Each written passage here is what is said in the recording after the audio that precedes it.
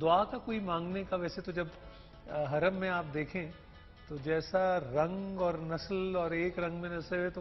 مختلف انداز نظر آتے ہیں، لیکن کیا پسندیدہ طریقہ ہے مانگنے کا، دعا مانگنے کا؟ اس میں بزرگان دین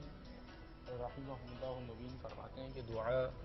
جس طریقے سے مانگی جائے اس کے چند مخصوص طریقے بتائے جاتے ہیں۔ سب سے پہلے تو دونوں ہاتھوں کو اس طریقے سے ہاتھ اٹھائیں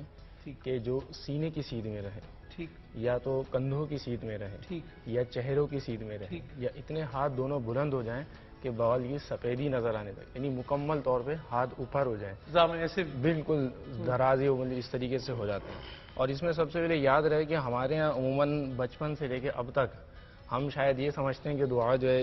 جوڑ کر اور اس طریقے سے کرنی چاہیے، تو بزرگان دین فرماتے ہیں کہ دعا کا جو قبلہ ہے وہ آسمان ہے، یعنی ہتھیلیوں کو اس طرح ہموار کر کے رکھیں کہ بیچ میں گیپ بھی نہ ہو، اور بالکل گویا کہ ایسے پھیلائے گا کہ رب کریم کی بارگاہ میں بالکل حاضر ہے بندہ ناقص، اور اس امید کے ساتھ دعا مانگ رہا ہے کہ اللہ تبارک و تعالیٰ اس بندے کے ہاتھوں کو اور جھولیوں کو بھر دے۔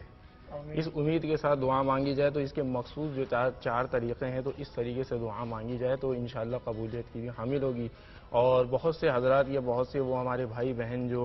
یہ تصور کرتے ہیں کہ وہ کئی سالوں سے دعائیں مانگ رہے ہیں اور ان کی دعائیں قبول نہیں ہو پا رہی، تو ہو سکتا ہے کہ شاید ایک یہ بھی وجہ ہو کہ دعا قبول نہ ہونے کا، کیونکہ ظاہر ہے کہ جو عبادت جس طریقے سے بتائی جائے اسی طریقے کے مطابق اگر ہم کریں گے تو ہمیں اس کا فائدہ ملے گا۔ تو اب اس طریقے سے دعا کس طرح مانگی جائے، اگر ہم اس طرح مانگیں گے دعا جس طریقے سے بزرگان دین نے طریقہ ہمیں ارشاد فرمایا، تو انشاءاللہ دعا میں ضرور مقبولیت ہوگی۔ اور خاص جو یہ فرمایا جاتا ہے کہ دعا میں